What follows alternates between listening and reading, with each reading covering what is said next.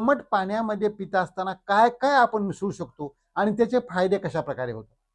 तर कॉमनली सर्वांनाच माहीत असलेलं म्हणजे की त्याच्यामध्ये थोडंसं लिंबू मिसळून पिलं तरी चालतं.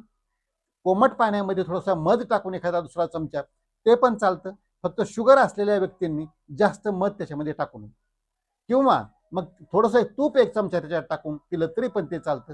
कारण तुपामुळे काय होतं की थोडं आतड्यामध्ये पचन व्हायला, पोट साफ व्हायला पण चांगल्या प्रकारे त्याचा फायदा होतो. तसंच याच्यामध्ये तुम्ही हर्बल टी करून पण हे पाणी पिता येऊ शकतं. तसंच याच्यामध्ये ॲपल सायडर व्हिनेगार एखादा चमचा मिसळून ते पण पिलं तर त्याचाही फायदा चांगल्या प्रकारे होतो. तसंच थोडीशी हळद टाकून हळदीचं पाणी करून जर पिलं तर त्याचा पण चांगल्या प्रकारे फायदा होऊ शकतो. तसंच दालचिनीचं पाणी, दालचिनीची थोडी पावडर करून ठेवा किंवा तुकडे असतात ते त्यामध्ये टाका आणि ते जर पिलं तर त्याचा पण चांगल्या प्रकारे फायदा होतो. तसंच जिरेपूड पाण्यामध्ये टाकून जर पिलं त्याचा पण फायदा चांगला होतो. या सगळ्या याच्यामुळं तुमची बद्धकोष्ठता जवळजवळ नाहीशी होऊ शकते.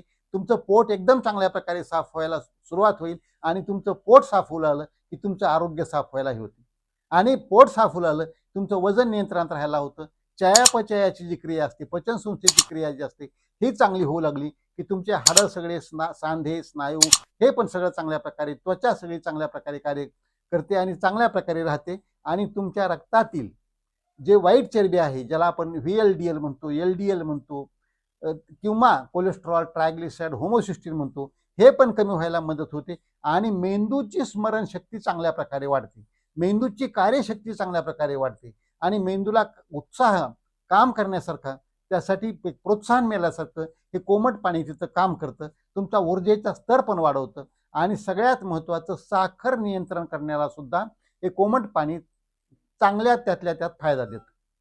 म्हणून हे कोमट पाणी कधी पिलं पाहिजे, किती पिलं पाहिजे, कसं पिलं पाहिजे आणि याचे फायदे कोणते कोणते आहेत आणि त्या पाण्यामध्ये काय काय टाकून आपण पिऊ शकतो, म्हणजे काय होईल ते वेगळे पण तर वाटेलच, त्याची चव पण थोडी वेगळी वाटेल आणि त्याचे फायदे पण आता आपण जे चर्चा केले तेवढे जास्त अधिक फायदे पण मिळतील.